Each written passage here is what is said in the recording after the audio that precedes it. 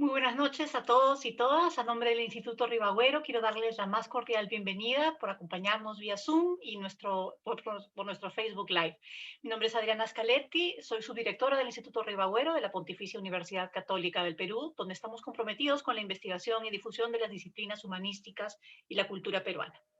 Por ello, en el año del Bicentenario, presentamos este ciclo de conferencias El Perú que encontró San Martín, de la cual esta es la tercera sesión, cuyo principal interés será brindarnos un panorama amplio y detallado de ese Perú que hasta 1820 se encontraba a puertas de iniciar la guerra por la libertad e independencia.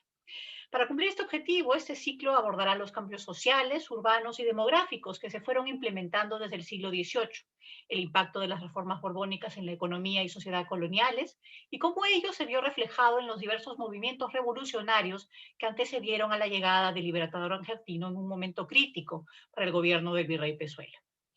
De esa manera, el Instituto Ribagüero se hace presente en una coyuntura tan relevante como la conmemoración de nuestro bicentenario, mostrándonos cómo era ese Perú de hace 200 años, es decir, en el momento en que surgimos como una nación independiente y siguiendo a Basadre apareció la promesa de la vida peruana.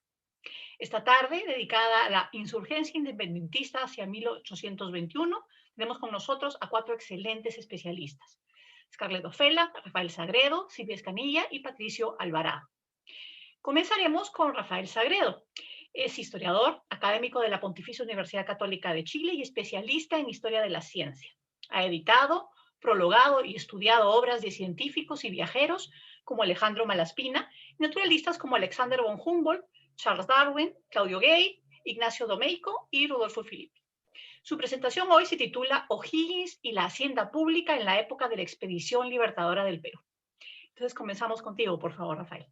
Eh, Buenas tardes, buenas tardes por allá, buenas noches por acá en Santiago de Chile.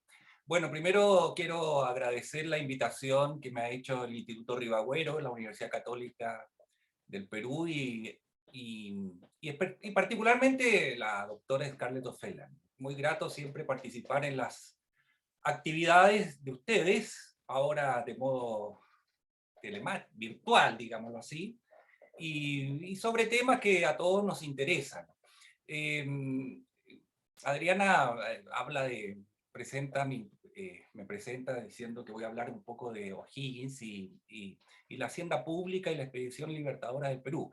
Pero a propósito del contenido de este ciclo, me voy a concentrar un poco más en la expedición, pero de una manera que quizás no sea como es lo tradicional, creo yo, porque cada uno tiene sus características, etc. Eh, la profesora Scarlett O'Fellan me ha obligado a leer de cosas que hace rato no leía, en verdad. Y esto dice relación con todo lo que atañe a la expedición libertadora y a la escuadra libertadora. Y entonces, leyendo lo que son las obras más clásicas que yo conozco, por lo menos, y que los historiadores señalan, partiendo por Diego Barros Arana y la historia general de Chile, que él dedica en más de un tomo varios capítulos, en realidad, a la organización de la escuadra y del ejército libertador, y en todo en el contexto de la independencia de Chile y, por supuesto, de América. Pero también la obra de Gonzalo Bulnes sobre la escuadra libertadora al Perú, incluso algunos, digo, textos más de difusión, más analíticos, como es la misma historia del Perú, uno de los tomos que coordinó la misma Scarlett, ¿cierto? O'Fellan, en esa colección de Mafre y otras cosas más que han salido por ahí. Entonces, después de leer todo esto, quiero partir señalando que me queda la impresión de que estamos frente realmente a una hazaña. Esa es la impresión que me queda. Puedo estar equivocado y lo podemos discutir después, pero la expedición libertadora al Perú, en las condiciones y en las circunstancias en que se organizó y realizó, me parece que es una hazaña, es un ejemplo de esfuerzo, de perseverancia, de determinación, y yo diría que de visión. Porque han de saber ustedes que ya prácticamente concluida la batalla de Chacabuco, en 1817, en los primeros meses de 1817, O'Higgins y San Martín tenían absoluta claridad sobre que la independencia de América, del Río de la Plata y de Chile, no iba a ser posible, nunca iba a estar garantizada si no se lograba la independencia del Perú. Hay una carta, fíjense, que tengo aquí, en el epistolario de O'Higgins, fechada en Concepción el 4 de junio de 1817, en donde O'Higgins le escribe a un delegado que mandaron a Estados Unidos, él y San Martín, para tratar de conseguir una escuadra con la cual acercarse hasta el Perú. Y ahí, en esa carta, O'Higgins dice lo siguiente a Manuel Aguirre. Dice: muy señor mío de mi atención, apenas fui instruido por el general don José de San Martín, antes de ver la de usted el día anterior, de que a su delicadeza y altos conocimientos se había conferido la negociación interesante de disponer una escuadra en Norteamérica que nos diese la dominación del Pacífico. O sea, el origen de esto quizás estaba incluso antes, pero hoy día podemos empezar con esto, una carta de junio de 1817 donde ya se deja absoluta claridad sobre la necesidad de emprender una aventura militar, digámoslo así, hacia el Perú. Esto fue reafirmado después de la batalla de Maipú, el 5 de abril de 1818, que de alguna manera ya consolidó y selló la independencia de Chile, en donde San Martín se revuelve rápidamente al Río de la Plata con la idea de que hay que promover en Buenos Aires en particular, la organización de una empresa militar que liberara al Perú de los españoles. Y esto está en todos los documentos, digámoslo así, la determinación sobre que es necesario organizar esto. El problema es que O'Higgins llega al poder en 1817, después de Chacabuco, y se encuentra con una situación realmente deplorable por la guerra contra, comillas, el Perú, cierre comillas, o sea, el Perú del virreinato, de la corona española, ¿cierto? Se encuentra con las arcas, con la hacienda pública absolutamente vacía. En realidad había que organizar la hacienda pública. Y entonces, en un primer momento, como se anunció, yo pensaba relacionar muy estrechamente la organización de la hacienda pública en Chile con la organización de la Expedición Libertadora. Y se pueden relacionar, y por supuesto estamos llenos de circunstancias, hechos, medidas que nos permitirían hacerlo, pero basta con decir que estábamos en bancarrota, absolutamente en bancarrota, no había cómo obtener recursos seguros, ciertos, y de la magnitud que se necesitaban para organizar un ejército y una escuadra que marchara hacia el norte. Y a pesar de eso, se logra realizar la empresa, como todos sabemos. Entonces, cuando uno analiza esto, se da cuenta que en medio de la guerra, porque Chile todavía tenía tropas realistas en su territorio, en medio de la guerra, en medio de la necesidad de organizar una república, de dictar las normas básicas para la existencia de un Estado republicano, y sin recursos, se logra levantar la escuadra. ¿Y cómo se hace esto? Bueno, se hace, como decía, con determinación. Una empresa prácticamente milagrosa, épica, que afrontó diversas dificultades, pero que sin embargo siempre tuvo en sus líderes, San Martín y O'Higgins y otros naturalmente, pero hablemos de estos dos, una determinación absoluta. Ya, fíjense, ya en 1817 hubo naves que comenzaron a hostilizar, digámoslo así, a los españoles en el Perú. Y esto se va a tomar con más fuerza, se va a enfatizar el año 1818, en que al menos unas 5 naves que se obtenían gracias a las capturas de las naves españolas por compras, etcétera, comenzaron digámoslo, a acechar, a asolar las costas del Perú con el propósito de hostilizar a los españoles.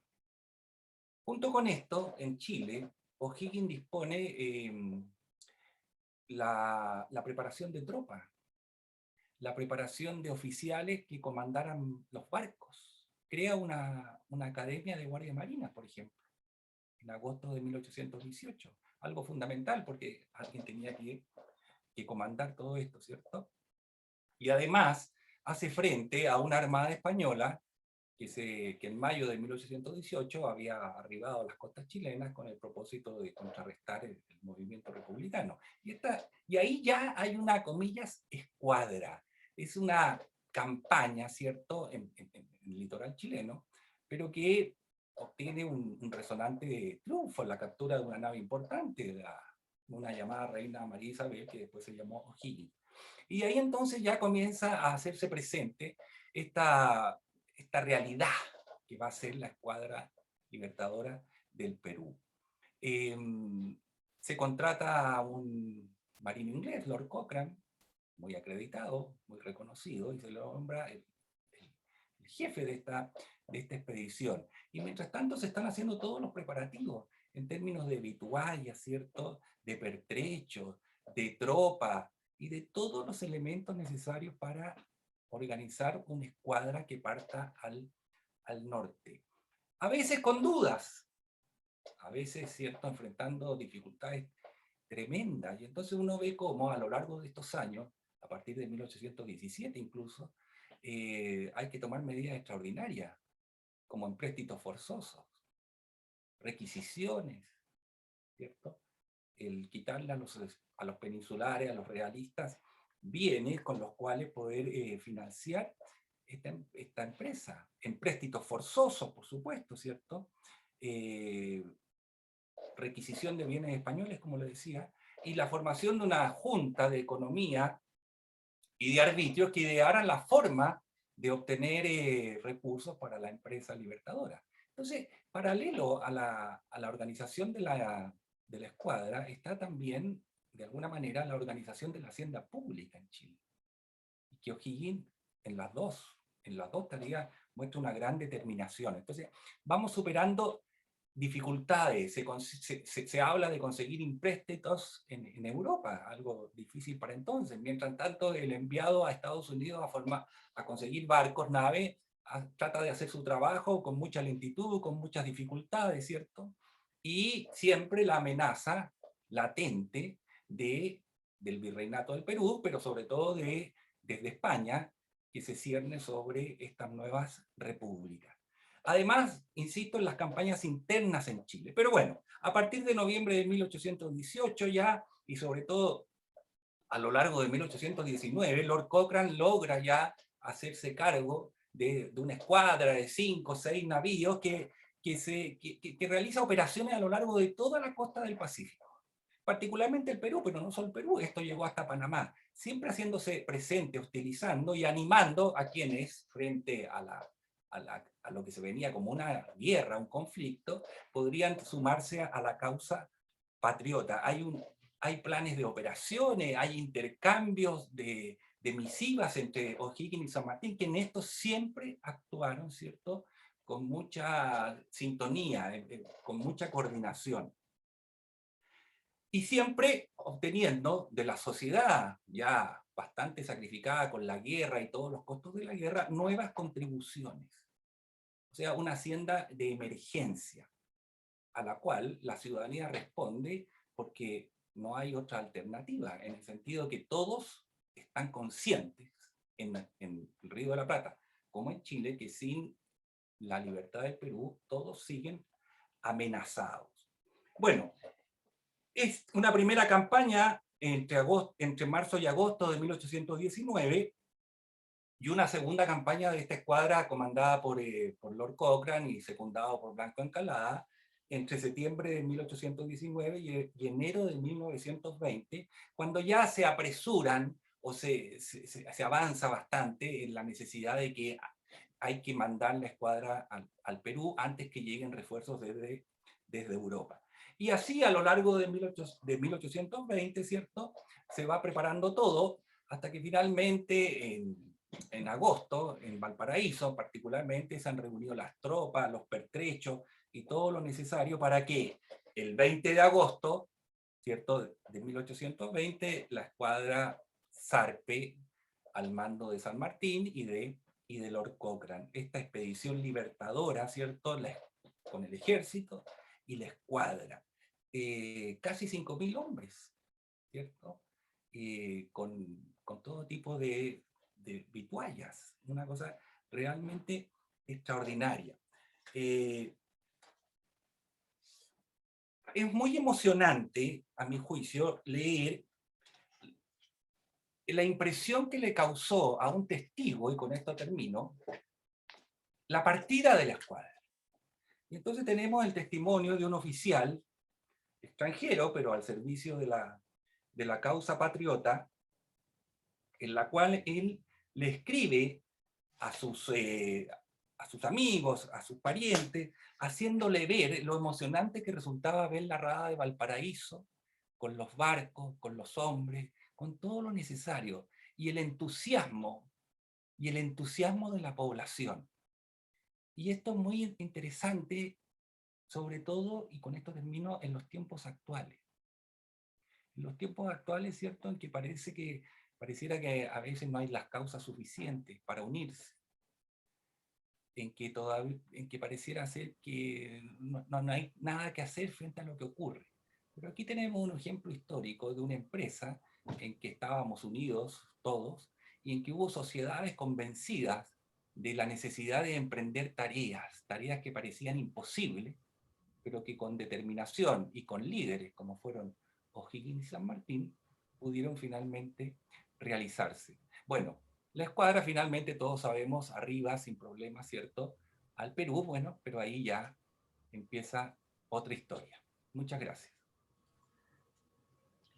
Muchas gracias a ti, Rafael. A continuación tendremos a Scarlett O'Fellan, quien es PhD en Historia por la Birkbeck College de la Universidad de Londres y licenciada en Historia por la Pontificia Universidad Católica del Perú. Ella ha realizado estudios de postdoctorado en la Universidad de Colonia. Uy, se me comió la cámara, perdónenme. Decía, ella ha realizado estudios en la Universidad de Colonia, Alemania, y la Escuela de Estudios Hispanoamericanos de Sevilla, en España. Actualmente es profesora principal en la Pontificia Universidad Católica del Perú en el Departamento de Humanidades.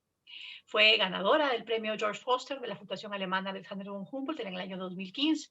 Es una de las historiadoras con mayor reconocimiento internacional de la actualidad. No sé por qué me molesta en presentarla, y aseguro que todo el mundo la conoce. Y tiene más de 30 años de trayectoria en la investigación, diversas publicaciones en libros y artículos sobre la época colonial en el Perú, el movimiento independentista americano, bajo perspectivas de historia conectada, de historia social y política para los siglos XVIII y XIX. En el año 2008-2009, además, se le adjudicó la cátedra Simón Bolívar de la Universidad de Cambridge, o sea, conocidísima. Su presentación hoy se titula "De las juntas de gobierno al territorio libre decretado por San Martín". Scarlett, por favor. Muchas gracias, Adriana, y muchas gracias también al Instituto Ribagüero por darme la oportunidad de participar en esta mesa redonda, celebrando el bicentenario de la Declaración de la Independencia del Perú desde Lima por San Martín el 28 de julio de 1821. Porque, como vamos a ver ahora, hubo otras declaraciones de independencia antes. Bueno, como nos decía Rafael Sagredo, la expedición libertadora abandona Valparaíso el 20 de agosto de 1820, que además era el día del cumpleaños de Bernardo Higgins, y llega el 8 de septiembre del mismo año, desembarca en Pisco. Nos dice Guillermo Miller en sus memorias que este desembarco en Pisco no fue aleatorio, sino que realmente ya San Martín quería comenzar a reclutar esclavos de las haciendas para enrolarlos en el ejército libertador. Y efectivamente lo va a llevar a cabo, ¿no? Va a ser un enrolamiento selectivo en todo caso, ¿no? Eran hombres jóvenes, fuertes, sin faltas de conducta y con un cierto nivel de educación. y esto ya debe haber traído un primer conflicto entre los hacendados y San Martín en la medida que estaban perdiendo mano de obra de sus haciendas. Dentro de las primeras medidas que toma San Martín al llegar al Perú es tener una entrevista con el virrey Pezuela para evitar la efusión de sangre, ¿no? Y entonces son estas dos conferencias que se van a dar en Miraflores, una que es el 30 de septiembre y la otra el 1 de octubre. Son infructuosas porque estamos en el trienio liberal y San Martín piensa que bajo la égida de los liberales en España es posible una mayor apertura a darle carta abierta a la independencia en Buenos Aires, en Santiago y ahora en Perú. Pero se equivoca, ¿no? Porque mientras él espera que se ratifique la independencia, Pezuela lo que espera es que siga en vigencia la Constitución de 1812 y se manden delegados, ¿no? Del virreinato peruano a las Cortes españolas, como había sido ya en 1811, 12, 13, con este primer liberalismo que hubo en España, ¿no? Entonces no hay puntos de acuerdo, y aunque va a buscar una segunda reunión, esta vez con el virrey La Serna, San Martín tampoco va a llegar a un acuerdo. Le escribirá entonces a O'Higgins, que es una persona tan cercana a él, diciéndole de que no le queda otra posibilidad sino que ir a la guerra, ¿no? Y aquí, en 1820, también en noviembre, ya hacia fines de año, se establece en Huaura su cuartel general. Huaura está al norte de Lima, está en la costa, está cerca a la capital, tiene entrada a la Sierra Central además, ¿no? Entonces le parece un lugar idóneo para quedarse con el ejército, y es ahí donde se van a unir a él algunos militares criollos y mestizos que formaban parte del ejército realista y que lo van a buscar en Huaura para enrolarse en el ejército patriota, ¿no? Como el boliviano Santa Cruz, como el cuencano Lamar, como el cusqueño Gamarra. Y todos ellos van a jugar luego un papel importante dentro del proceso de independencia. Y aquí aparece una figura crucial, digamos, ¿no? Que es la figura de Bernardo de Tagle y Portocarrero, el cuarto marqués de Torre Tagle, que en ese momento está a cargo de la Intendencia de Trujillo. Ha sido nombrado para la Intendencia de Trujillo el 25 de agosto de 1820, es decir, cuando acababa de abandonar Valparaíso la expedición libertadora, ¿no? Pero no obstante, y esto es algo que hay que decirlo, porque tampoco es que irrumpa de pronto una figura que va a darle todo el tipo de apoyo a San Martín, si no hay razones previas, ¿no? Entonces, a veces es importante, pues, en la historia ver también lo personal, ¿no? Del personaje, vaya la redundancia. Torre Tagle había estado en contacto con San Martín y con O'Higgins. Lo que ocurre es que Torre Tagle había estudiado en el convictorio de San Carlos con O'Higgins. O'Higgins estuvo 3 años y medio formándose en el convictorio de San Carlos, ¿no? Y a esto se sumaba el hecho de que Torre Tagle en segunda nupcias se había casado con la limeña Mariana de Echevarría y Ulloa, que era viuda de Demetrio O'Higgins, tío de Bernardo. Entonces había una cercanía bastante fuerte, ¿no? No solamente por los estudios en el convictorio, sino también por este matrimonio, ¿no? De Torre Tagle con la viuda de Demetrio O'Higgins. Se había casado Torre Tagle el 20 de julio de 1819, un año antes que asumiera la intendencia de Trujillo. Y entonces da la impresión, ¿no? que el foco central de este apoyo a San Martín va a ser la intendencia de Trujillo, pero también va a estar comprometida la intendencia de Tarma en esta alianza inicial con el movimiento de San Martín, ¿no? El 6 de diciembre de 1820 se da la batalla de Pasco. Pasco es un lugar estratégico porque ahí están las minas de Cerro de Pasco, que en ese momento son las minas de plata más importantes del virreinato, y es una victoria patriota, ¿no? E incluso hay información de que inmediatamente se da esta batalla, y es un triunfo del Ejército Libertador. Comienzan ya a emigrar algunos propietarios peninsulares de minas y de ingenios, ¿no? A Lima primero, y algunos luego van a ir con la Serna al Cusco. Y luego de esta batalla de Pasco está en la intendencia de Tarma, el día 15 de diciembre proclama su independencia Huánuco, ¿no? Entonces, de alguna manera, pues se adelantan estos hechos a la declaración de independencia que se va a llevar a cabo el 29 de diciembre en Trujillo por el intendente Torre-Tagle. Torre-Tagle declara la de independencia a fines de diciembre porque además el día 27 se le ha adelantado Lambayeque, pero en un grupo pequeño de cabildantes, no es nada realmente, digamos, una cosa amplia, ¿no? Sino es algo más bien petit comité, digamos, ¿no?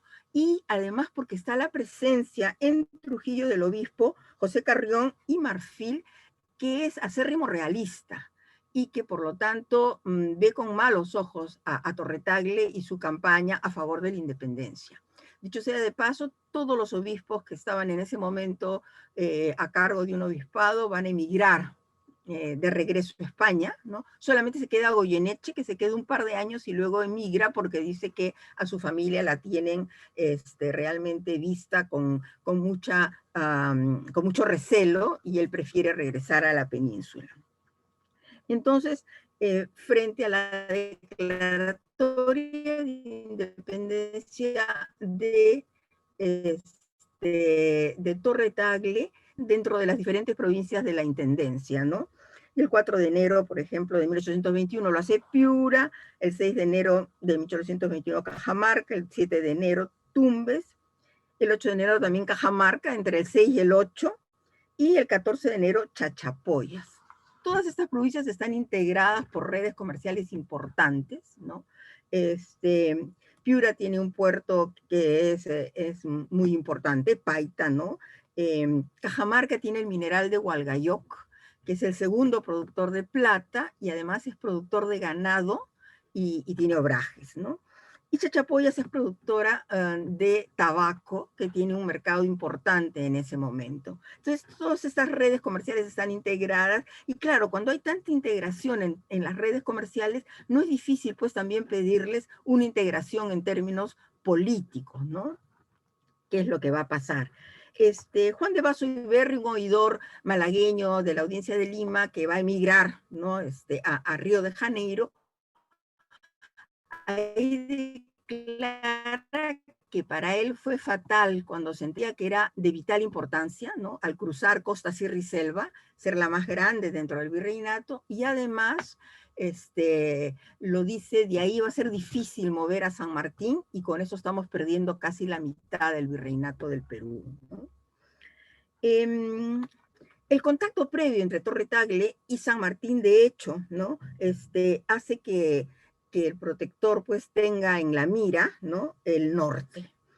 De ahí que cuando se dan las conferencias de Miraflores, hay un armisticio mientras se está conferenciando y de esta manera se divide, digamos, el virreinato de Perú en un territorio que va a ser ocupado por el ejército patriota y otro territorio que va a ser ocupado por el ejército realista.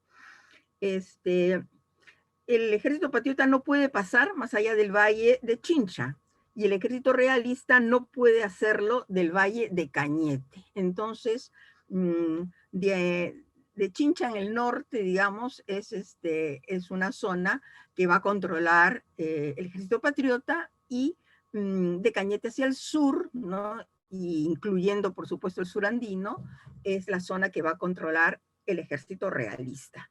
Se puede cuestionar, ¿no? Que efectivamente, pues, no todo el sur andino va a ser realista, es natural, nadie afirmaría lo contrario, deben haber habido bolsones disidentes, pero la tónica, ¿no? La tendencia que va a imprimir el virrey La Serna cuando en junio, el 5 de junio de 1821 se desplace al sur para montar ahí el nuevo epicentro del virreinato, evidentemente es un es una tendencia, una tónica realista, ¿no? Es como si quisiéramos cuestionar que Lima fue un bastión realista, ¿no? Porque hubo conspiraciones y algunas que incluso fueron develadas y eran bastante complicadas, ¿no?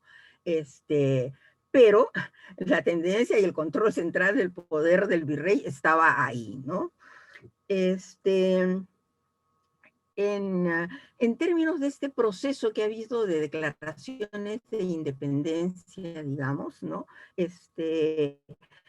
San Martín va a dar un reglamento provisorio en Huaura, es un decreto del 7 de febrero de 1821, donde declara como territorios libres Trujillo, ¿no? Donde ya declaró la independencia Torre Tagle, Tarma, que se ha liberado el 15 de diciembre, Huaylas, que pertenece también a la Intendencia de Tarma, y la costa, que no solo es Lima la capital, sino también los alrededores, que va a ser zona luego que van a defender las guerrillas, ¿no? Y las montoneras. No obstante, nuevamente hay que tener en cuenta que la primera proclama es en Huánuco, ¿no? De la Intendencia de Tarma, y esto tiene importancia por la presencia de mineral de Hualgayoc, que va a ser un mineral que se van a disputar en incursiones, tanto el ejército patriota como el realista, ¿no? Y va a haber deterioro de las máquinas, etcétera, en estas incursiones, ¿no? Y lo interesante de Huánuco es que en la primera etapa de independencia, la de las juntas de gobierno, hay dos juntas de gobierno en el Perú. Una en 1812, precisamente en Huánuco, y la otra en 1814 en el Cusco, ¿no? Esta junta de Huánuco de 1812 es la que tiene a la cabeza a Berrospi y a Crespo y Castillo, unos criollos locales, ¿no? Hay clero mercedario, hay clero agustino, y una importante presencia que no se ha abordado, me parece, realmente en su real dimensión, es la de los indios panataguas, que son indios de frontera, son indios de ceja de selva, que tienen un sistema especial, que muchas de estas comunidades están todavía en proceso de conversión, de ahí la presencia importante de tantos clérigos, ¿no? Y estos indios panataguas, ¿no? Liderados por sus alcaldes, porque no hay tradición de caciques, no es que los caciques no participen, sino que simplemente no hay tradición de caciques, participan los alcaldes de indios y los clérigos van a acercar la ciudad del Cusco. Y va a venir el intendente de ese momento, que es González Prada, ¿no? A aplastar la insurrección. Pues es el mismo González Prada, ¿no? El intendente de Tarma que estaba en 1812 y que va a estar en 1820. Pero esta vez, luego de la batalla de Pasco, va a tener que abandonar la intendencia y refugiarse en Lima, ¿no? Pero se trata de la misma persona. Pensemos que solo han pasado 8 años, de 1812 a 1820. El caso del Cusco va a ser diferente, ¿no? Se va a convertir en un territorio realista. La Serna sale de Lima el 5 de junio de 1821, San Martín va a entrar el 10 de julio. La primera parada de la Serna va a ser en Huancayo y le dicen que cómo es posible que se quiere establecer en una provincia tan alejada, tan oscura, etcétera. Y la Intendencia de Arequipa y la Intendencia del Cusco, ambas se disputan porque la Serna se establezca en alguna de estas dos intendencias. La Serna al final se decanta por el Cusco porque tiene una audiencia, ¿no? La audiencia que se ha fundado recientemente, ¿no? En el Cusco, en la década del 80, y además, porque está en la cercanía con el Alto Perú, que es una zona en la cual él ha liderado ejército, ha peleado batallas y la conoce muy bien y cree que desde ahí lo puede manejar de una manera efectiva, ¿no? La Serna se traslada con la corte, con los funcionarios, con los peninsulares que lo quieran seguir, ¿no? Con la imprenta, con la máquina de amonedación, etcétera, ¿no? Eso es un traslado completo del epicentro de la capital de Lima al Cusco. En el Cusco, ¿no? Que le ha hecho un seguimiento, firma decretos, da correspondencia oficial, nombra autoridades, se le mandan digamos, los currículos vitae de los diferentes candidatos y él da su opinión, etcétera, ¿no? Entonces está gobernando, ¿no? Desde el Cusco, y el epicentro, como digo, del virreinato se convierte en el Cusco, ¿no? Entonces el Perú tiene dos gobiernos paralelos. En Lima está San Martín, ¿no? Y en el norte es un reducto del ejército patriota, y en el sur está el virrey, ¿no? En el Cusco, también gobernando durante 3 años que se va a quedar ahí, y no hay ninguna gran insurrección, ¿no?, que se dé como para deponerlo. Y entonces Cusco también es el otro lugar que tiene un antecedente, la Junta de Gobierno de 1814, que va a ser violentamente reprimida, los hermanos Angulo, el indio noble Mateo Pumacahua, los clérigos que lo secundan, Muñecas y Béjar, van a ser todos ejecutados, ¿no? Y esto ha ocurrido hace solo 6 años, o sea, está muy fresco en la memoria de esta población, ¿no? Quizás también por ese temor es que la Serna tiene menos problemas en instalarse en el Cusco y en poder gobernar en calidad de virrey, ¿no? Es evidentemente Cusco una zona sensible, y entonces mientras que en Huánuco se refuerza la idea de ligarse al proceso de independencia y de San Martín, que en el caso de Cusco va a ser el centro que va a recibir al virrey La Serna.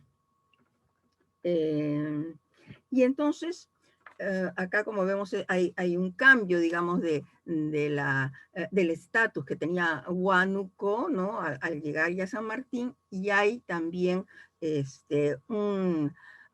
una manera diferente de abordar el espacio del Cusco cuando está presente La Serna. El caso de Trujillo es paradójico, porque se da más bien un ausentismo de juntas de gobierno entre 1809 y 1814 en Trujillo. No hay presencia de juntas de gobierno, que es un tema que habrá que explorarse, ¿no? Porque acá simplemente se está mencionándose, pero no hay un trabajo profundo para explicarse por qué no se formó una junta de gobierno, ¿no? Y claro, en 1820 entonces da un cambio completo cuando Torre Tagle, siendo intendente, se convierte en un aliado de San Martín y declara desde Trujillo la independencia del norte. Y luego, como digo, hay estas declaraciones en cadena que podríamos ver también desde la perspectiva de Timothy Ana, si eran por coerción o no, por órdenes o no.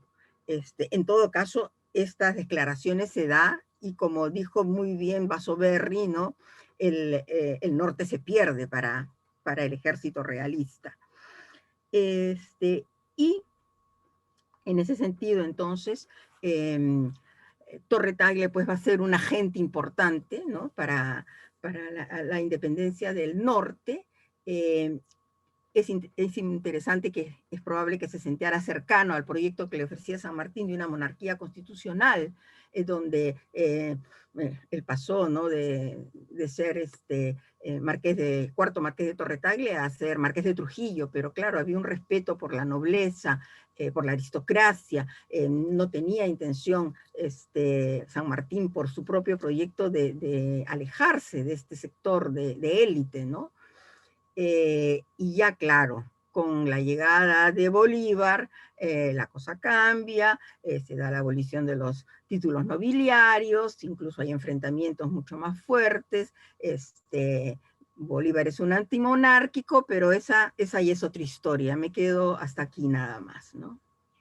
Muchas gracias, Scarlett. En realidad, como siempre, muy interesante. A continuación, tendremos a Silvia Escamilla. Silvia es graduada con honores en la Universidad de Buenos Aires, magíster en investigación histórica por la Universidad de San Andrés de Argentina y candidata a doctora por la Universidad de Illinois en Estados Unidos. Su proyecto de investigación se centra en explorar el rol de los sectores indígenas en el proceso de independencia del Perú.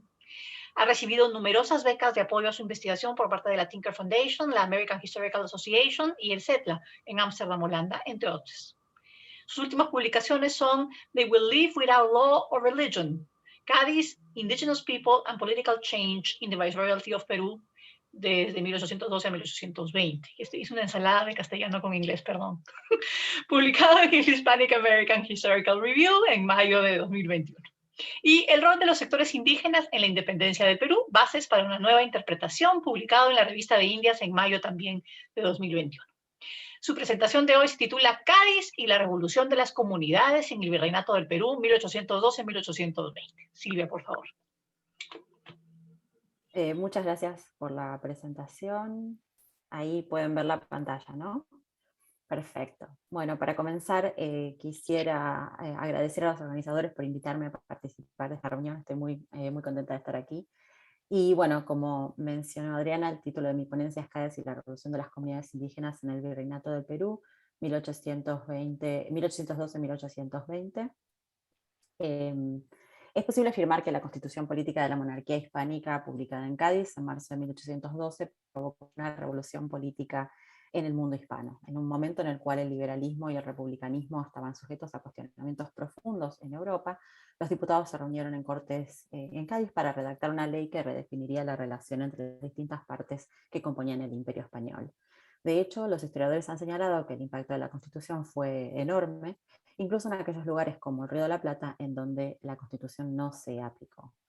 En el caso del Virreinato del Perú, el impacto de la Constitución de Cádiz no es evidente per se. Aunque existen muchos estudios sobre la aplicación de la Constitución en el Virreinato, los historiadores han notado cómo las reacciones a la promulgación de la Constitución variaron ampliamente. Es así que algunas ciudades adoptaron la Carta Magna, mientras que otras la rechazaron. En el caso de las comunidades indígenas, que son el objeto de mi análisis hoy y también son el objeto de mi investigación de más largo plazo, hubo tal variedad de reacciones que algunos historiadores han señalado que no se puede establecer generalización de ningún tipo. Sin embargo, hoy lo que quiero compartir con ustedes es el resultado de una parte de mi investigación sobre este tema, en el cual justamente examiné la interpretación de la Constitución de Cádiz por parte de ciertas comunidades indígenas a lo largo del virreinato, para concluir que en realidad el impacto de la Constitución fue realmente significativo. Dado los resultados de esta investigación, entiendo que la variedad de respuestas a la Constitución tuvo como fundamento la variedad étnica, política y socioeconómica que existió en los sectores indígenas. En este sentido, es importante plantear que los sectores indígenas, yo tomo la categoría simplemente como eso, una categoría analítica, pero los sectores indígenas no eran un grupo monolítico. Había diversidades, como todos saben aquí, los aquí presentes, había diversidades étnicas, regionales, e incluso de comunidad a comunidad, o sea, como una comunidades vecinas podían tener distintas posturas políticas. Y es desde el lugar que cada comunidad decidió aceptar o rechazar la Constitución, dependiendo de las circunstancias en las que se hallaban, y por eso la recepción tuvo variantes regionales. Para poner un ejemplo concreto, la abolición del tributo indígena tuvo una recepción muy variada, y esto ocurrió incluso antes de que se promulgara la Constitución. De hecho, la abolición del tributo indígena ocurrió mediante un decreto de las Cortes en 1811, y frente a esta promulgación y la abolición del tributo indígena, muchas comunidades celebraron la medida y agradecieron al rey. Pero hubo otras comunidades que rechazaron la abolición porque implicaba una igualdad fiscal con los españoles, por la cual debían pagar impuestos que hasta ese momento habían estado exentos de pagar. Dado que el virrey Abascal implementó la llamada contribución provisional para compensar la pérdida financiera que la cancelación del tributo representaba, muchas comunidades optaron por negociar el pago de este impuesto voluntario para evitar el pago de otros impuestos, o para evitar contribuir al sostenimiento del ejército realista durante la guerra en el sur del virreinato. Por otra parte, hubo muchas comunidades que de hecho resistieron pagar esta contribución, que como justamente arguían era voluntaria, pero en las intendencias de Cusco y de Puno, que estaban directamente afectadas por la guerra, fue notoria la presión del gobierno virreinal para forzar a diversas comunidades a pagar esta contribución, más allá de que, como dije antes, era voluntaria. Por este motivo, cuando se promulgó la Constitución, hubo muchas comunidades que se negaron a jurarla porque temían que implicara la reinstauración del tributo indígena. En este sentido, los casos que se encuentran, que están presentes y que muchos colegas han analizado antes que yo lo hiciera, lo que los casos encontrados reflejan es más que todo la arbitrariedad del archivo, ya que implica un recorte muy selectivo de la realidad y destaca solo aquellos casos que se salieron de la norma, aquellos casos que se judicializaron, como por ejemplo aquellos en los que las comunidades rechazaron la Constitución, o aquellos en que las comunidades litigaron para evitar pagar la contribución provisional. Por este motivo es factible proponer que en general la Constitución, y esto digamos en la colección documental de la independencia del Perú hay muchísimos ejemplos de cómo las comunidades indígenas a lo largo y lo ancho del virreinato simplemente celebraron la jura de la Constitución y, digamos, hicieron amplio uso de las potestades incluidas en la nueva Carta Magna. Ahora, esto no resulta sorprendente, ya que como es bien sabido, los sectores indígenas fueron activos participantes en la cultura legal de la época, litigando e impulsando reclamos por vía legal que hacían uso de las herramientas jurídicas hispanas a fin de conservar tierra y recursos de acuerdo a sus intereses específicos. Desde este punto de vista, no es sorprendente digamos, aceptaran la Constitución. Si bien es sabida la orientación liberal que inspiró a los diputados que redactaron la Constitución, no es siempre tenido tan en cuenta que el pluralismo jurídico que siempre caracterizó al Imperio Español también se reflejó en la Constitución de Cádiz. En este sentido, la Constitución no era solamente liberal. Los sectores indígenas, de hecho, aprovecharon justamente este aspecto de la ley para impulsar demandas largamente acariciadas, pero no siempre logradas en un contexto como era el de 1812 de alta volatilidad política. Para dar un ejemplo concreto de este caso, la Constitución otorgó la igualdad política a los sectores indígenas, convirtiéndolos en ciudadanos españoles. Esto era un cambio de tipo netamente liberal que promovía al individuo en la categoría de sujeto político. Sin embargo, la Constitución también definió la ciudadanía a partir del principio de vecindad. Así, otorgó a la comunidad de vecinos el poder de decidir quién podía ser ciudadano, permitiendo que el corporativismo local sobreviviera. Como además el rediseño administrativo del imperio contempló la organización de elecciones para elegir representantes, la combinación de estos cambios tuvo un impacto notable en las comunidades. No solo los sectores indígenas gozaban ahora de los mismos derechos que los españoles y podían votar para ser elegidos como autoridades, sino que en combinación con esta medida tan liberal, en muchos casos lo que hicieron fue votar en grupo o votar a través de sus principales y mandones, lo cual, digamos, se alejaba de los principios liberales, pero respetaba digamos, la presencia corporativa que siempre habían tenido en el Imperio Español. El impacto de la Constitución fue interesante en el sentido de que la medida de llamar a elecciones generó disputas por el control del poder político a nivel local y consagró nuevas constelaciones de poder a nivel de las comunidades que, y aquí viene lo interesante, gobernaron sobre el total de los habitantes de la jurisdicción en lugar de solo sobre la comunidad de indios o el pueblo de indios. En consecuencia, al adscribir las comunidades y sus autoridades a un territorio o jurisdicción claramente delineados, la Constitución favoreció un proceso de consolidación de identidades locales que no era nuevo, no aparece en 1812, pero que ciertamente se recibe un espaldarazo en ese momento. Si a ello sumamos que la Constitución también dotó de atribuciones de justicia y policía a los nuevos ayuntamientos, encontramos que estos nuevos organismos concebidos como entes administrativos acabaron teniendo atribuciones mucho más amplias que las que el antiguo Cabildo de Indios jamás había tenido. En particular, el ejercicio de la justicia en primera instancia por parte de los alcaldes y la administración de tierras, no solo de la comunidad, sino del ayuntamiento, es decir, de la jurisdicción completa, permitió a las comunidades ejercer una soberanía política a la que siempre habían aspirado, pero nunca antes habían poseído. La Constitución promovió inadvertidamente un proceso de fragmentación política que luego sería muy difícil de frenar. Para poner ejemplos concretos, entre 1812 y 1814 se celebraron elecciones en numerosos distritos que habían contado con un cabildo de indios anteriormente, pero también se celebraron en aquellos distritos en que no había existido cabildo de indios. Asimismo, en muchos casos los alcaldes elegidos fueron indígenas, y esta elección conllevó la redistribución de tierras y numerosos pleitos judiciales contra subdelegados que, según las acusaciones, habían apropiado indebidamente tierra de las comunidades.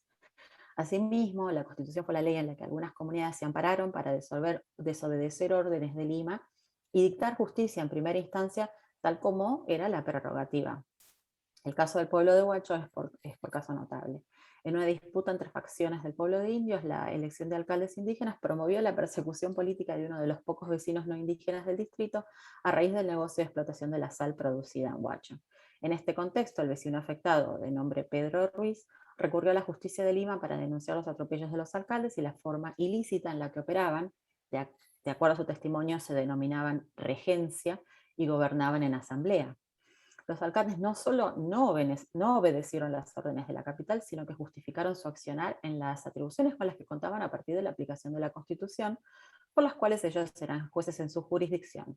Dado que se mantuvieron firmes en su posición hasta que la Constitución fue abolida, no solo subvertieron el orden político por el cual las villas y pueblos de indios debían cumplir las órdenes emanadas de las cabeceras de intendencia, sino que además mostraron que entendían perfectamente el contexto de crisis política de la monarquía en el cual estaban inmersos. Es por eso que se denominaron a sí mismos regencia y resistieron todo intento de las comunidades virreinales por revocar sus decisiones políticas. El caso de Huacho no fue el único, porque varias comunidades hicieron uso de sus atribuciones para funcionar efectivamente como espacios soberanos. El retorno de Fernando VII al trono español y la abolición de la Constitución en 1814 no modificaron esta tendencia. De acuerdo a lo que he investigado, entre 1815 y 1820, muchísimas comunidades a lo largo del virreinato se negaron a ceder las atribuciones que habían adquirido con la Constitución de Cádiz. En Casma, por ejemplo, la comunidad se negó a perder su cabildo de indios y resistió los intentos del gobierno virreinal por fusionar el gobierno local con los de las comunidades de Nepeña, Moro y Yaután. En su petición, los vecinos del pueblo explicaron que había mucha distancia entre cada pueblo y que por ello sería imposible impartir la justicia de forma efectiva. Otras comunidades siguieron el mismo camino y como resultado de ello, no solo no se redujo la cantidad de cabildos indígenas, sino que se multiplicó con respecto a la cantidad que existían en 1812. De la misma manera, las comunidades indígenas utilizaron el lenguaje de Cádiz para rechazar la elección de alcaldes foráneos. En lugar de argumentos que apelaban a la tradición, distintas comunidades señalaron que su carácter de vecinos tenían derecho a elegir a sus autoridades y demandaron ser tratados con igualdad ante la ley, como si fuesen vecinos españoles. Un lenguaje similar fue utilizado para resistir el pago de tributos y para devolver tierras que habían sido reasignadas durante el interregno de Cádiz. En este contexto, durante los años de 1815 y 1820, la estructura de autoridad que había sostenido el gobierno en las comunidades comenzó a resquebrajarse. Y en particular me refiero a la autoridad de curas y subdelegados. En el caso de los sacerdotes, cuyo rol había sido central para la gobernabilidad del virreinato durante todo el periodo colonial, los curas encontraron su autoridad seriamente cuestionada en este contexto. Si bien la posición de la Iglesia había sufrido embates diversos desde la implementación de las reformas borbónicas, la Constitución agregó un elemento más de tensión. Para poner un ejemplo, en Chiquián, los indios dejaron de ir a misa y pagar las atenciones parroquiales debido a que, según declararon, ahora eran ciudadanos. Luego de la abolición de la Constitución, no modificaron su actitud, negándose a pagar los impuestos parroquiales y defendiendo el derecho con el que contaban de elegir a sus autoridades sin la intervención del cura de su parroquia. De la misma manera, los subdelegados vieron su autoridad seriamente limitada por los efectos de la Constitución. Desde un principio, estos funcionarios no habían gozado del mismo poder que anteriormente habían tenido los corregidores, y cuando se implementó la Constitución, su posición en la jerarquía política acabó siendo redundante, fundamentalmente desde el punto de vista de la justicia en primera instancia.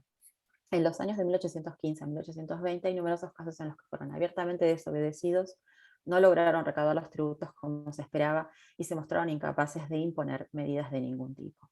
El ejemplo más patente, y aquí ya llego al momento que nos convoca, las he traído a una visión de mediano plazo. El ejemplo más patente es la incapacidad que mostraron los subdelegados para organizar milicias en vísperas de la invasión del Ejército Libertador en 1819-1820. Por un lado, los viajes de exploración de Lord Cochrane, en los cuales desembarcó en varios puntos de la costa norte del virreinato, ocurrieron sin que las milicias que supuestamente existían allí pudieran impedirlo. De hecho, en algunos casos, como en Guarmey, 2 espías vivieron varios meses mezclados entre los lugareños sin que nadie alertara de su presencia. Esta misma comunidad asistió con víveres a Lord Cochrane y sus hombres, mientras que los indios de Huacho organizaron un mercado donde también ofrecieron sus productos. Cuando el virrey Pezuela supo de esta situación, declaró que si se pudiera juzgar a todos los indios de esta sola, solo, comillas, 1 o 2 serían encontrados inocentes, cierro comillas.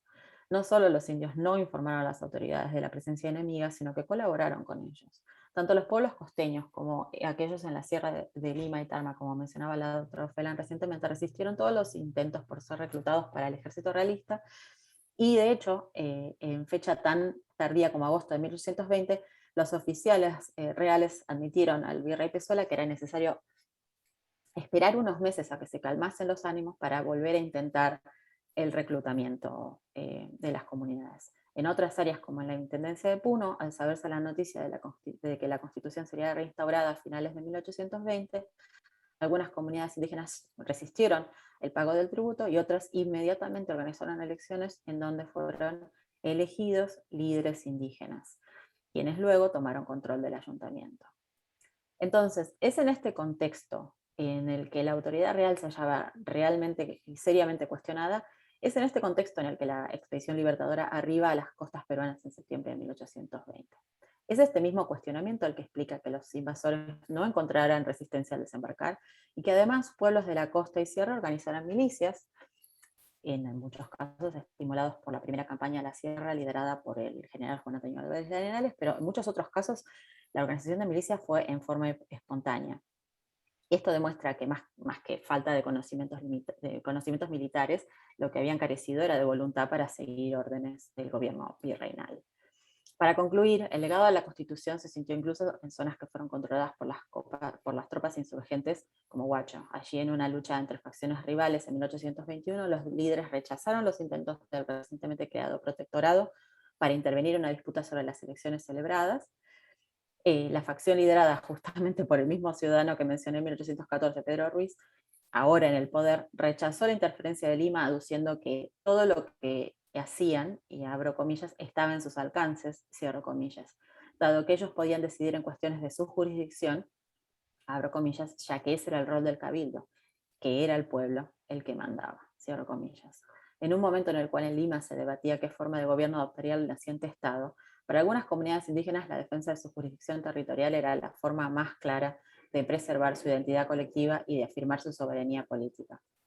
En este sentido, cuando la Guerra de la Independencia se trasladó a la Sierra Central, ya existía un proceso de fragmentación de la soberanía política en un sinfín de soberanías locales. Hasta ahí llega mi presentación y muchas gracias. Muchas gracias a ti, Silvia. Finalmente tendremos a Patricio Alvarado, que es licenciado y magíster en Historia por la Pontificia Universidad Católica del Perú, candidato a doctor en Historia Ibero-Latinoamericana, en la Universidad de Colonia, en Alemania, de donde nos está llamando, así que por favor todos agradezcanle la amanecida. Ha sido acreedor de la beca Ribagüero Bustamante de la Fuente para maestría en 2015, la beca para jóvenes investigadores de la IFEA en 2017 y la beca de la CAAD para estudios doctorales en el 2018.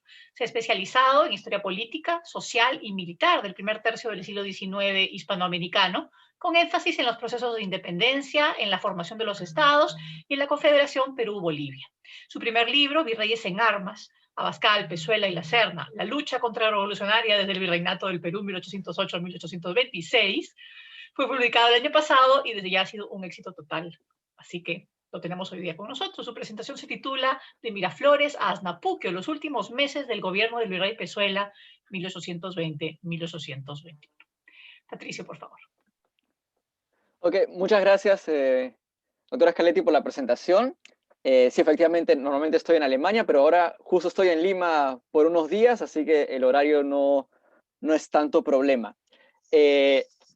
La presentación que voy a dar ahora se divide en tres partes. En primer lugar, voy a explicar los efectos de los fracasos, brevemente, de las negociaciones de paz entre los emisarios del virrey Pezuela y el general San Martín.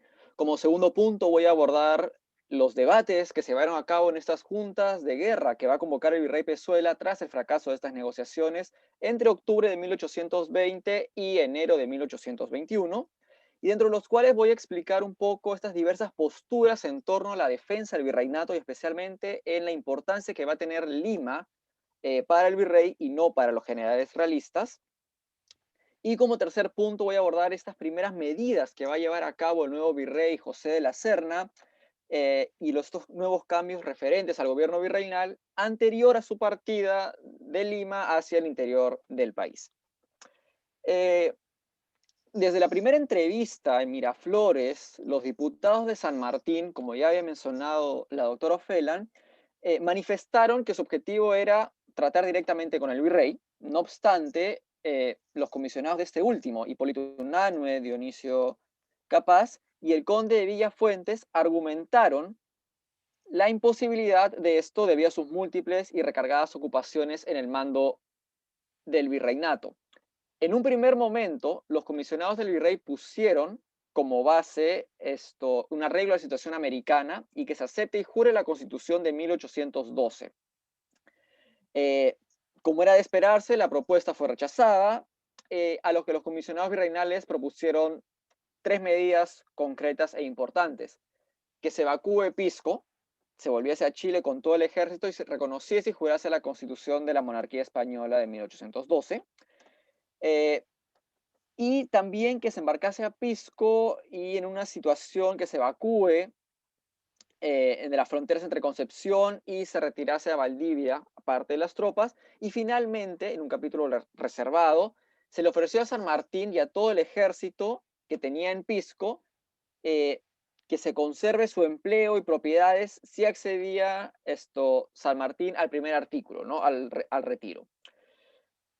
Analizada la propuesta, los diputados de San Martín presentaron una contraposición que se buscaba nombrar una comisión conciliadora y que se procedía al envío de diputados a España, mientras que el Ejército Libertador, compuesto por chilenos, argentinos y también por algunos peruanos, evacuaría el Perú y se trasladaría a la margen izquierda del río Desaguadero para ocupar las provincias de Potosí, Cochabamba, Chuquisaca y La Paz, todas estas ubicadas en el Alto Perú, a la par que el ejército realista en el Alto Perú debía replegarse al otro extremo del Desaguadero. Las ofertas y contraofertas continuaron hasta el 30 de septiembre, día que el mismo virrey Pezuela recibió a los comisionados independentistas en su casa en La Magdalena.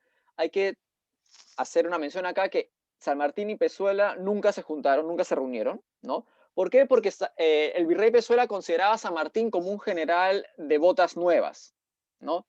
No lo consideraba como un igual.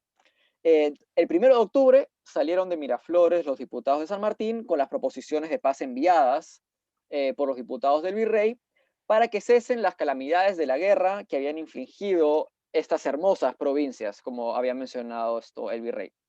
A los pocos días, San Martín remitió un oficio donde se indicó el fin del armisticio iniciado pocos días atrás.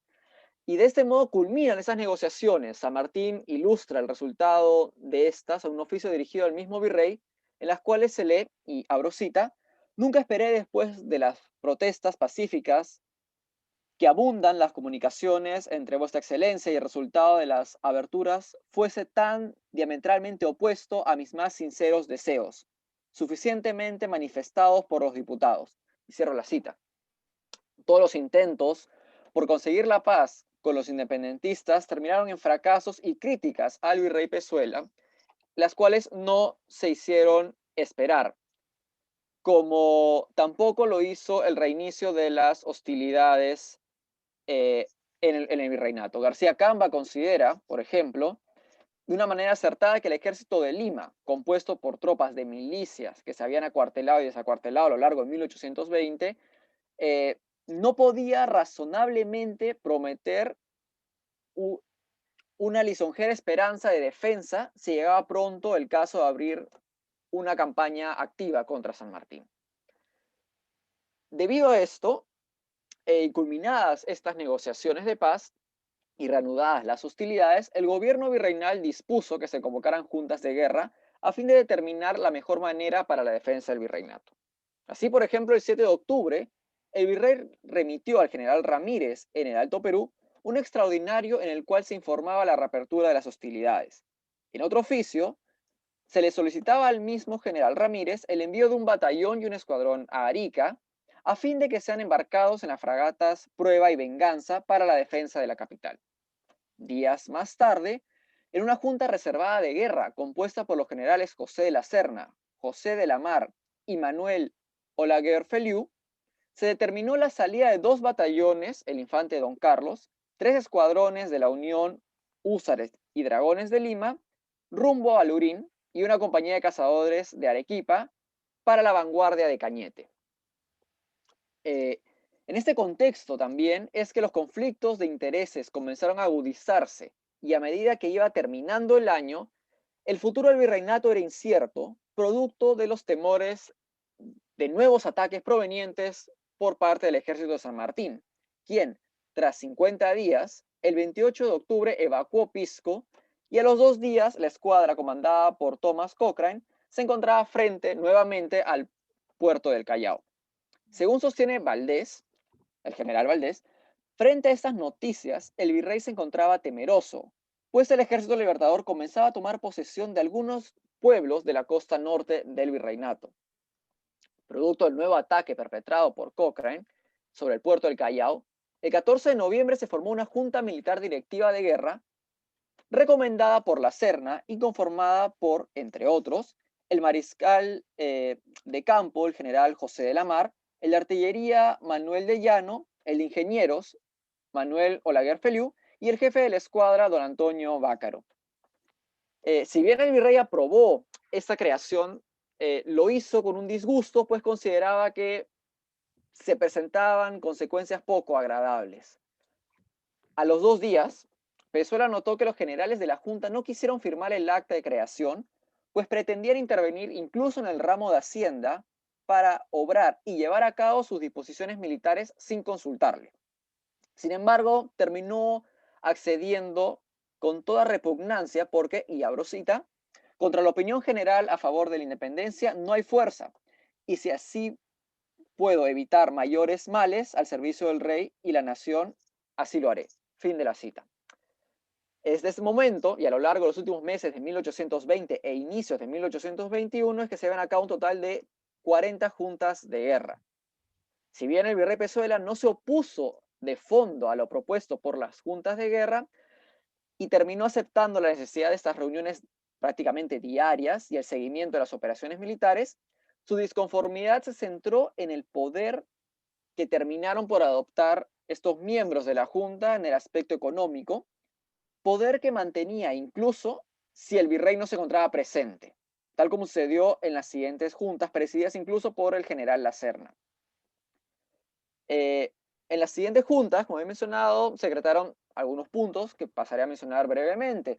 En la 10ª junta de guerra llevada a cabo el 17 de noviembre se debatió el mejor modo para atender la importancia de la posibilidad que los independentistas se dirigieran hacia Pasco, por lo que se acordó que el coronel Rodil pasase a cubrir Cerro de Pasco con un batallón y una compañía de dragones de Caraballo. En la junta del 20, por otro lado, se dispuso la previsión de la mejor forma para establecer el orden en Pisco, Chincha e Ica.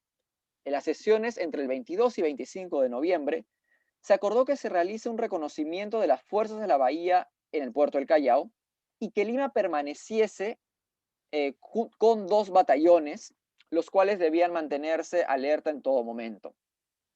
A fin de enfatizar la defensa de la capital, se acordó que se oficiase al mayor general que todos los batallones del ejército alternen el servicio de vanguardia y que se comunique al comandante del batallón de Arequipa junto con su tropa y que éste se ubicase en el campo de Asnapuquio.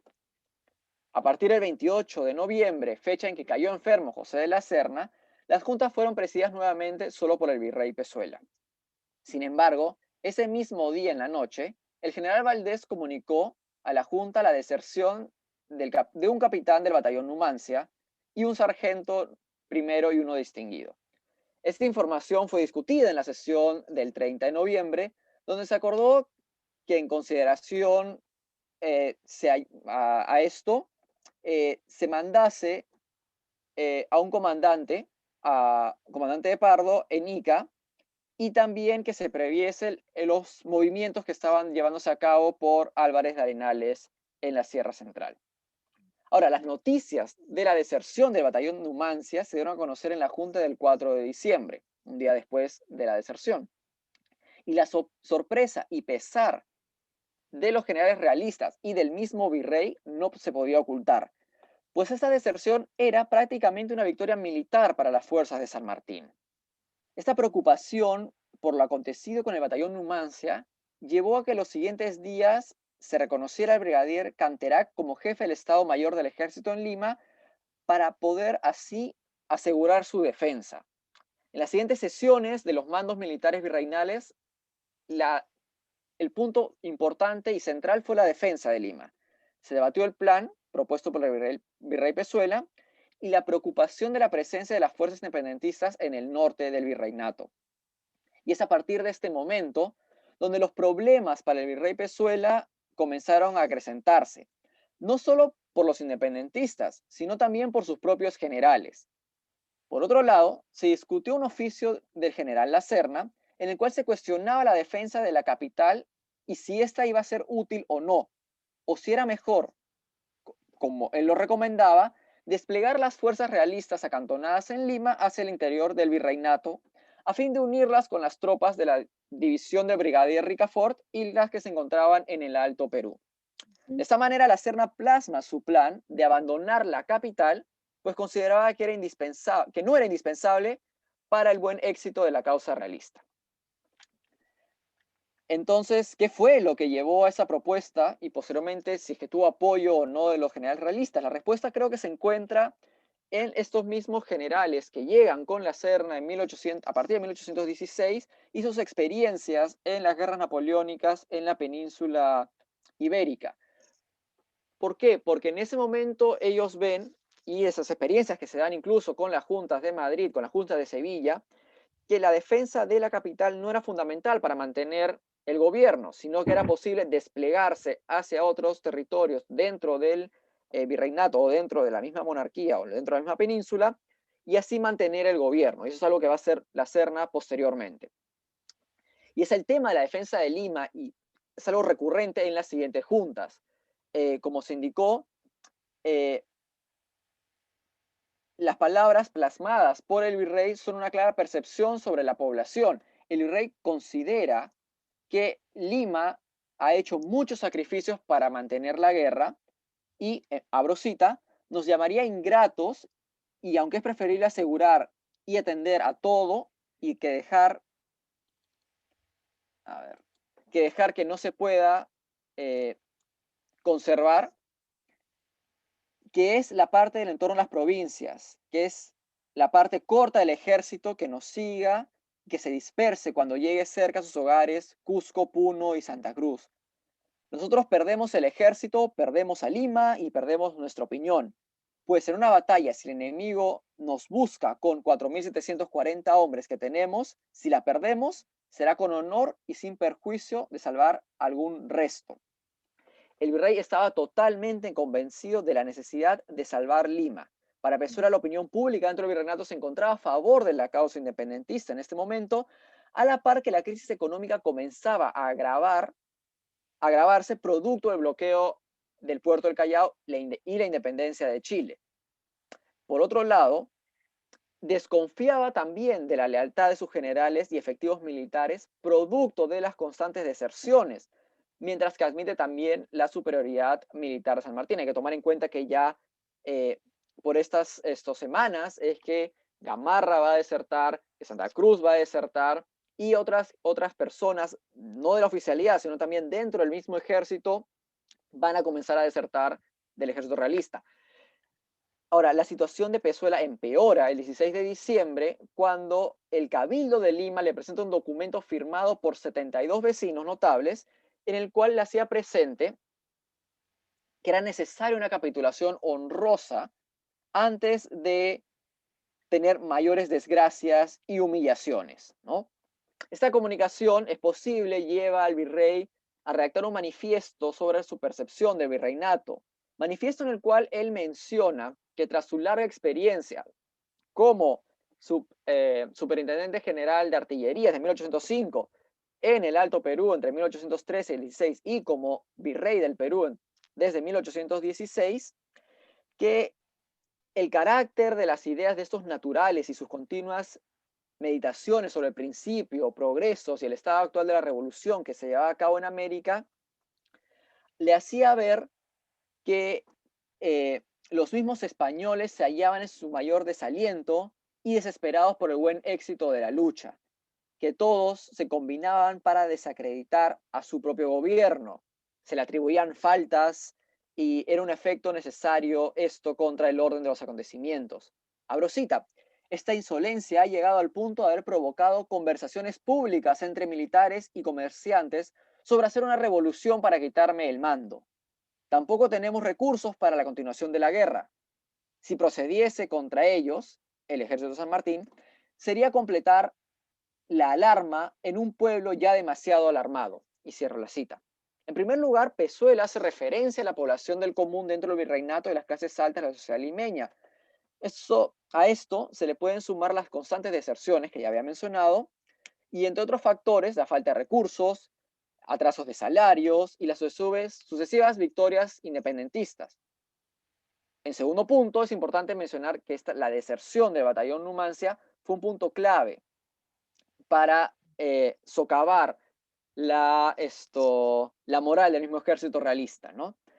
De manera sorpresiva, el virrey también termina concluyendo que la separación de esta parte de América ya era prácticamente una realización inevitable. Por otro lado, la falta de recursos de Lima y de la costa y el alza del precio del trigo desde 1818, producto de la independencia de Chile, las pestes y las enfermedades que ya ha trabajado Susi Sánchez para estos momentos, también terminan agravando la situación, ¿no? Tal llega el punto que a los pocos días de iniciado el mes de enero, el mismo virrey ya argumenta que quizás era necesario pactar con los independentistas, ¿no? Pese a que sigue él insistiendo en la misma defensa de Lima. Y a medida que continúa y concluye el mes, los problemas se acrecentan producto de nuevas escaseces de trigo y harina y constantes pérdidas de los batallones de la capital. El 23 de enero, por ejemplo, partió Huancavelica la compañía de cazadores Imperial Alejandro y 2 días después partió Ricafort, mientras que la compañía de cazadores de Burgos se dirigió hacia Cieneguilla. Como se puede ver, pese a la negativa del virrey, las fuerzas realistas comienzan a abandonar la ciudad. Finalmente, en la mañana del 29 de enero de 1821, el coronel Juan Lóriga se presentó al virrey con un pliego firmado por los generales realistas acantonados en Asnapuquio, en el cual se solicitaba su renuncia. Es en ese momento que se da el primer golpe de Estado militar en la historia del Perú, y entre los generales firmantes se encontraban, entre otros, Canterac, Valdés, Ramírez y García Camba, quienes consideraron que el virrey había llevado a cabo errores concretos, ¿no? Su fracaso en la reconquista de Chile en 1818, la pérdida de la fragata María Isabel en 1820, los éxitos llevados a cabo por la expedición de Álvarez de Arenales en la Sierra Central, también en 1820, y la deserción del batallón Numancia. Asimismo, se le atribuyó los constantes envíos de refuerzos desde diversas partes del virreinato hacia Lima, los cuales estos generales consideraban algo totalmente innecesario, y finalmente se le acusó de malversación de caudales y un supuesto favoritismo hacia funcionales civiles y militares, ¿no? Este básicamente era una crítica a los funcionarios que también habían participado en la misma expedición hacia Chile, ¿no? Y Perdona, tal como Patricio, había ya estamos hecho... un poco con la hora, Sí, ¿eh? sí, y eso sí, con eso termino, no te preocupes.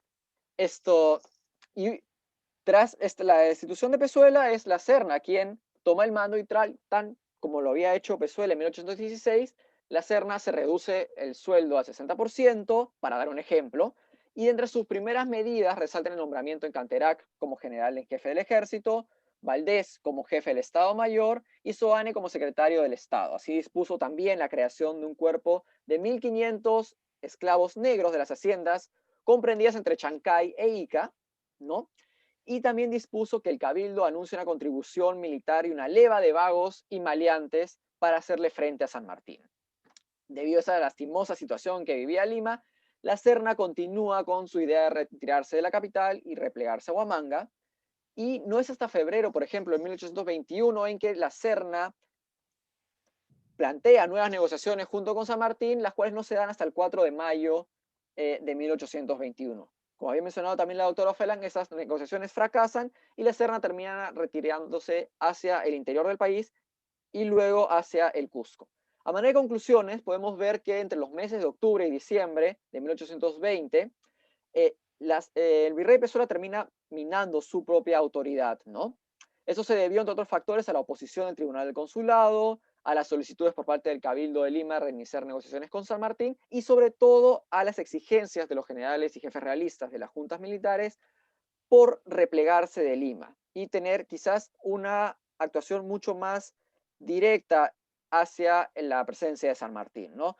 Las críticas se llevaron a cabo hasta el punto que en enero de 1821 los mismos generales deponen al virrey Pezuela llevándose a cabo el primer golpe militar que había mencionado. Muchas gracias. Comenzamos con bronca, evidentemente. Muchas gracias también a ti, Patricio. Muchas gracias a todos nuestros ponentes. Realmente ha sido muy interesante este panorama que nos presentan desde tantas perspectivas. Al público que nos acompaña les agradecemos su participación con las preguntas que nos han ido compartiendo en el chat. Y como el espectro es bien amplio, voy a tratar de resumirlas primero en una para todos nuestros ponentes. Es evidente que lo social, las relaciones, acercamientos y alejamientos entre grupos es un tema determinante en procesos como este independentista. Y en esa línea tampoco parece poder hablarse de decisiones monolíticas, pero se pueden percibir sí tendencias entre los apoyos, por ejemplo, de las comunidades indígenas al bando realista o los criollos, más o menos consistentemente independentistas. ¿Es esta idea que les menciono ahorita una leyenda urbana o es algo de la cual puede hablarse con cierta seriedad? Alguno incluso pregunta si se podría pensar, se podría permitir que pensemos en un inicio desunido, peleados desde el arranque en las nuevas repúblicas. ¿Es este el caso? Entonces voy a pedirles que me respondan muy brevemente esto, de repente uno por uno, comenzando justamente con Rafael, de repente. Cuando dice inicio desunido al interior de cada república. Entiendo que la pregunta dice algo así como es un inicio desunido para las nuevas repúblicas, como que comenzamos no con comunidades que están enfrentadas directamente y no se llegan a... Bueno, mira, aquí hay una, yo estoy viendo ahí en el chat también hay una pregunta sobre, que tiene que ver un poco con lo que tú señalas, y es respecto de la unanimidad aparente, unanimidad que hubo en Chile respecto de la necesidad de organizar la expedición libertadora, ¿no?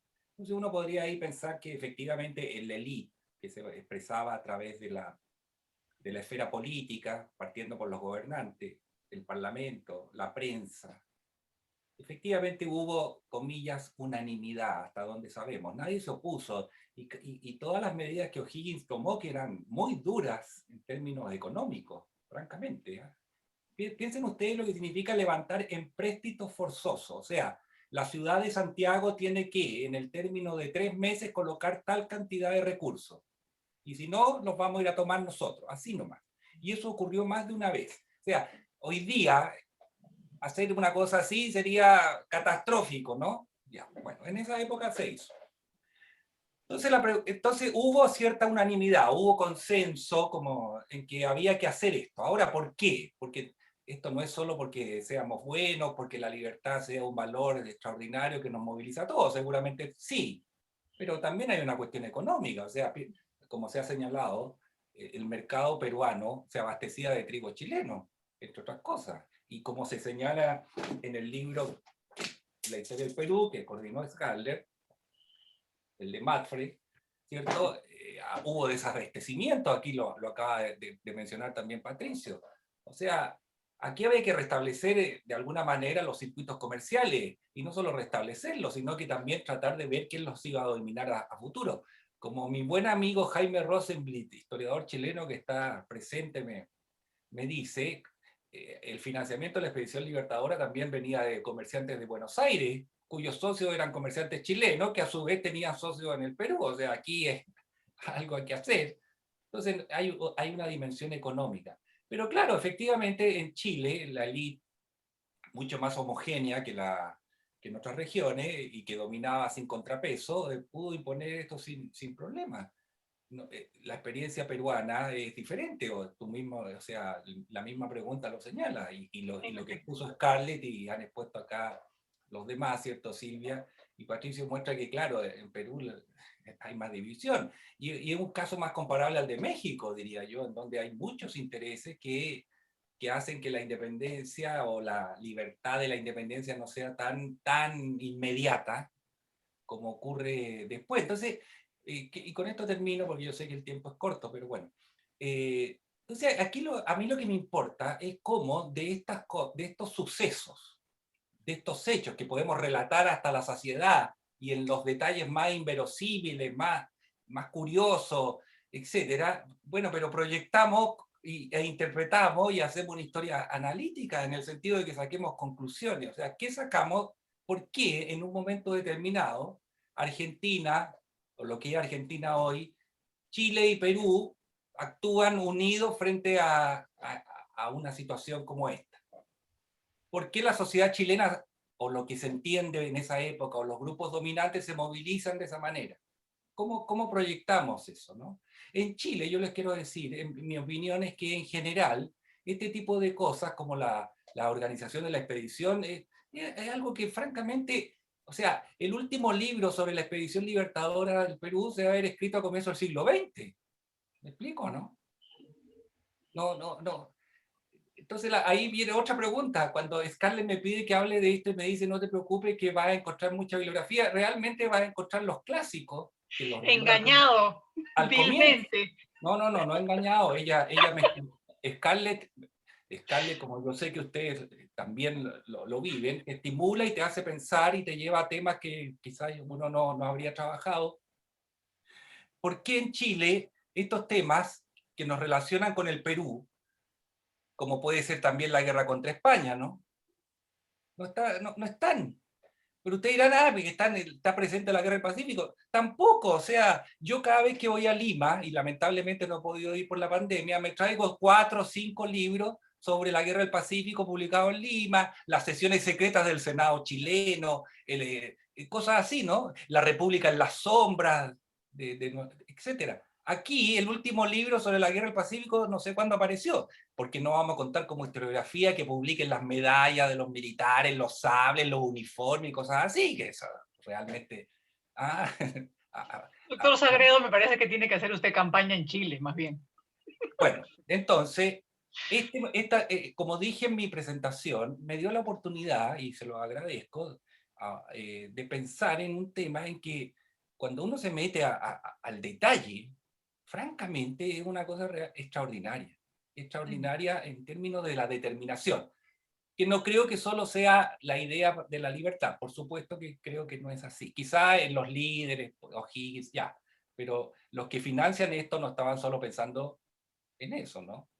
Y eso justamente, esa conclusión me lleva a orientar la pregunta, la misma, pero con otro cariz a Scarlett, donde aquí justamente hay un énfasis en otras de esas preguntas en el chat de por qué justo una clase social como que la que representaba el Marqués de Torre no logra consolidarse, como sí en otros países latinoamericanos, para liderar la lucha peruana de la independencia, y más bien como que se frustra, digamos, esta posibilidad. Entonces, de repente, siguiendo esa línea, Scarlett, ¿nos puedes contar un poco? Sí, lo que yo quisiera decir es que una cosa es el punto de partida del proceso de independencia y otra cosa es el punto de llegada, ¿no? Y en esos años que se van dando, hay todo un fenómeno de maduración, ¿no? De las estrategias, de toma de conciencia, digamos, se va consolidando el proceso y en este caso, pues, se va deteriorando, ¿no? La presencia realista, ¿no? Por ejemplo, el mismo caso de Torre Tagle, ¿no? Torre Tagle da, digamos, la declaración de independencia de Trujillo, 29 de diciembre, varios meses antes que San Martín lo haga en Lima. No sé qué tan claro tenemos en ese momento lo que va a ser la culminación del proceso de independencia, la instauración de una república, de una asamblea constituyente, etcétera, ¿no? O sea, está comenzando el proceso. En el caso de San Martín se le está ofreciendo, pues, está ofreciendo esta monarquía constitucional donde hay un espacio para la aristocracia, donde hay un espacio para los titulados. San Martín no quiere enfrentarse a este sector que lo necesita para su proyecto, ¿no? Pero bueno, ahí aparece la imagen de Monteagudo, esta política antipeninsular y digamos una relación de desgaste que hace que la aristocracia y los titulados se abran, digamos, del apoyo inicial, ¿no? Entonces, vemos cómo va variando, ¿no? La perspectiva, a tal punto que Torre Tagle, ya cuando llega Bolívar hay enfrentamientos, ¿no? Y eventualmente pues va a estar en conversaciones con los peninsulares en la medida que no hay ninguna empatía con Bolívar, con su gobierno y con las medidas que propone, ¿no? Y termina pues en el Real Felipe, ¿no? Entonces, lo que yo me he preguntado antes es si la nobleza titulada con títulos de Castilla estaba en condiciones de ser líderes, ¿no?, de un proceso de independencia, o si las dubitaciones que tenían, ¿no?, y las ambigüedades que tenían por estar tan ligados a España, ¿no?, y a la familia también, que era pues de alguna manera reproducir, ¿no?, los cánones peninsulares, les podía dar, digamos, esa capacidad, ¿no?, de liderar un movimiento como la independencia. En la historia hispanoamericana solamente hay un solo país que sus dos presidentes, los dos primeros presidentes, fueron del ámbito de los titulados, ¿no? Es el Perú, ¿no? El primer presidente, Rivagüero y Sánchez Boquete, y el segundo, Torre Tagle, ¿no? No hay otro país, ¿no?, donde haya habido este caso, ¿no? Porque O'Higgins solamente toma el título, ¿no?, de Vallenar y de Osorno, después que el padre fallece, ¿no? Entonces una cosa como impostada, digamos, ¿no? Porque es ahí donde lo reconoce el padre cuando fallece. Y en el caso de Iturbide, ¿no?, él quiere ser emperador, pero no viene de la nobleza castellana, ¿no? Es algo que quiere adoptar, digamos, un título y crear un imperio, ¿no? Entonces, el único caso donde hay dos titulados, o en el caso de Rivagüero vinculado pues, al marquesado de Aulestia, es en el caso de Perú, ¿no? Y eso quizás le dé un carácter diferente a la independencia, ¿no? Y haya también tenido que recibirse estas corrientes libertadoras, ¿no? Los líderes que van a salir de ahí van a ser algunos de ellos presidentes, ¿no? Como digo, Gamarra, Santa Cruz, Lamar, ¿no? Pero en el momento determinado van a seguir a estas corrientes libertadoras, ¿no? Sí. Oye, disculpen que interrumpa, ¿eh? Pero lo que dice Scarlett es tan interesante porque dice, solo en toda América después de la independencia dos titulados, o sea, dos nobles, eso entiendo, ¿no? Sí, Bueno, sí, con título de Castilla. y eso explica las condiciones en que se dio la independencia del Perú. Pero eso Sí. nos explica, voy a hablar de Chile, ¿eh?, para no hablar A del la Perú. provincia. Para que haya cambio tiene que haber hombres nuevos y mujeres nuevas. Aunque eso sea traumático para los antiguos. Por supuesto. Y justamente un poco en esa línea, yo hablo además no de la historia, yo soy arquitecta, así que para mí todo esto es chisme nuevo, es drama interesante. Entonces, un poco orientándolo a tus temas, Silvia, justamente esta idea que menciona Rafael, que menciona Scarlett, de cómo esta necesidad de cambio no necesariamente es lo que se va a ver en la realidad del proceso nuestro. La pregunta que te proponen aquí en el chat es si la construcción de la ciudadanía en las comunidades indígenas, en la coyuntura de los de Cádiz, que entra en conflicto con los intereses de los criollos, con los intereses de la Iglesia, fue utilizada posteriormente en otros esfuerzos constitucionales que puede haber abierto la expedición libertadora. ¿Qué te parece esto?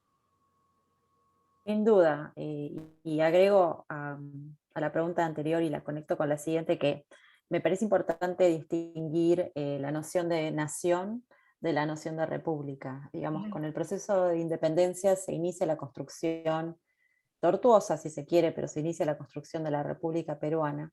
Pero el proceso de construcción de la nación es un proceso paralelo, algunos dirían que todavía no está concluido, y que, digamos, plantea quiénes son los que van a estar incluidos en esa nación peruana.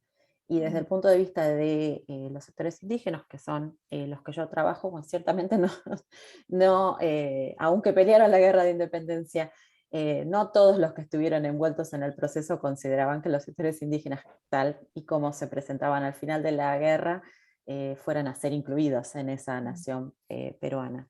Y justamente, digamos, cuando se cambia el acento o el foco de las élites a los sectores plebeyos, entre los que se pueden ubicar a los sectores indígenas, o en mi caso, que hablo específicamente de las comunidades indígenas, lo que queda claro es precisamente ese nivel de fragmentación política que digamos, el momento de la independencia o el proceso de la independencia, digamos, no solo exacerba, sino que, digamos, le da un impulso como definitivo. una cuestión que me parece trascendental desde ese punto de vista es que para entender los años después de la salida de San Martín, 1822, 1823, hasta, digamos, Junín y Ayacucho en el 24, ese periodo que suele nombrarse como de anarquía política, no es más que la expresión de la multitud de proyectos políticos diferentes que existen en el espacio peruano y que se expresan en esta puja política, no solo a nivel de las élites, sino también a nivel del pueblo llano. Y incluso luego de la independencia, lo que yo veo para contestar la pregunta es muchas coaliciones políticas que algunas son efímeras y algunas duran mucho más tiempo, pero hasta la década del 50 no podemos decir que se haya consolidado un proyecto político en el Perú. Hasta Castilla no es evidente quién va a ser el sector político que va a liderar el proceso de construcción de la República. Que hay candidatos, hay muchos. Desde el punto de vista de los sectores indígenas, ciertamente se suman a diversas coaliciones políticas, a diversas alianzas, establecen diversas alianzas porque siguen, digamos, buscando conseguir ciertos derechos o ciertas atribuciones que consideran inherentes a, digamos, a su identidad étnica, cultural, etcétera, fundamentalmente en referencia a la tierra, pero no solamente a la tierra.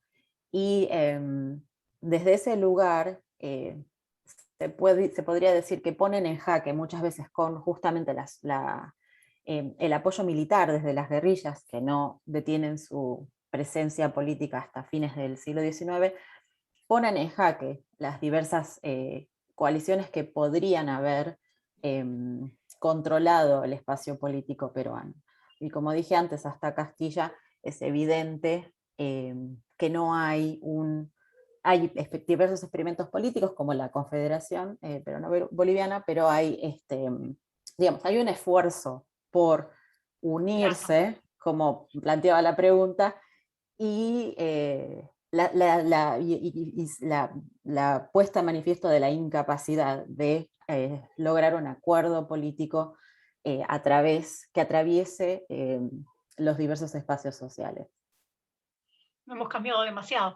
Finalmente, para cerrar, Patricio, un poco con esa misma línea de la interrogante, ¿no? El nacimiento de su nido y qué sé yo, hay una pregunta directa para tus temas que dice, ¿se podría interpretar que los problemas internos del ejército realista y las decisiones militares que asumen son el reflejo de la fragmentación política y los sucesos que se viven en España en el trienio liberal?